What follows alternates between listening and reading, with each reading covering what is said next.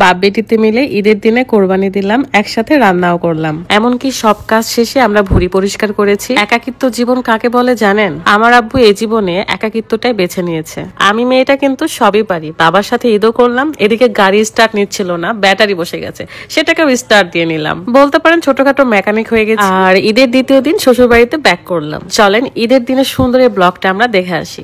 আমার আব্বু যেহেতু একা মানুষ, তাই একটা ছোট খাসি কোরবানি দিয়েছি। তবে ইচ্ছা আছে আমাকে যদি আল্লাহ বাঁচায় রাখে তাহলে সামনের বছর একটা গরু কোরবানি দেব। আমার ভাবি এবং বাচ্চাগুলো এত ভালো, মাশাআল্লাহ, আল্লাহ তাদের অনেক দিন বাঁচিয়ে রাখুক। আমার মেয়েটাকে সাজিয়ে গুছিয়ে রেখেছিলাম, সে ঘুরে বেড়াচ্ছে ইচ্ছা মতো, আর আমি কাজ করে বেড়াচ্ছি। আমার আব্বুর দিকে তো তাকানোই যাচ্ছিল না, ভুঁড়িতে একদম গোবর ভর্তি হয়ে গেছে গা। বাহিরে কোরবানি দিয়েছিল এবং সেগুলোকে পিস পিস করে কেটে বাড়িতে নিয়ে আসা হয়েছে। আমার আব্বু কি যে খুশি ছিল এবং তার খুশি দেখে আমার ভালো লাগছিল। অনেকেই অনেক কথা বলেছেন যে আমি বাবার বাড়িতে কেন, আমার সাথে আমার হাজবেন্ডের কোনো ঝামেলা হয়েছে কিনা।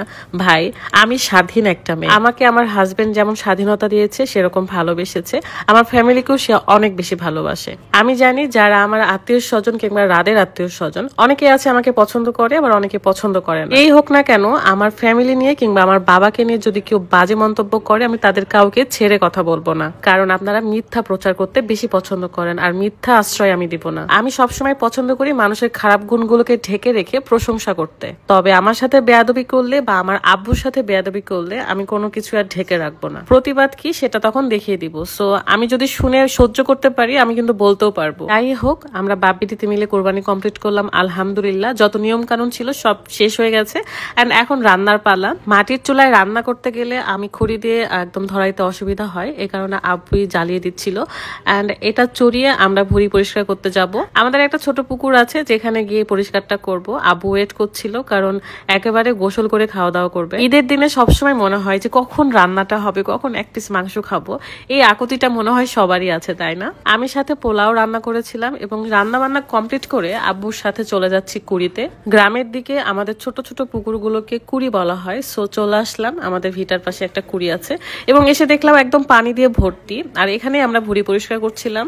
এত সুন্দর লাগতেছিল আশেপাশের ওয়েদার দেখেন। মানে সামনে আবার জমি ছিল, সেই জমিতে এতগুলো হাঁস এসেছে আমার কাছে। গতবার তো আমি ঈদের দিন দুপুরে এসেছিলাম, আপনারা প্রায় জানেন যারা আমার ভিডিও দেখেন। সো এবার আমি চেয়েছিলাম যে আব্বুর কাছে থেকে কোরবানি দিয়ে তারপরে শ্বশুর বাড়িতে যাব। ঈদের এই একটা দিন অনেক বেশি কাজের আর অনেক বেশি পরিশ্রম করতে হয়। এই তো মাশাআল্লাহ সুন্দর একটা স্মেল আসতেছিল খাসির মাংসের। ঈদের দিন খুব ভালো কেটেছে আলহামদুলিল্লাহ। এবং পরের দিন আমি রেডি হয়ে গাড়ি স্টার্ট দিব।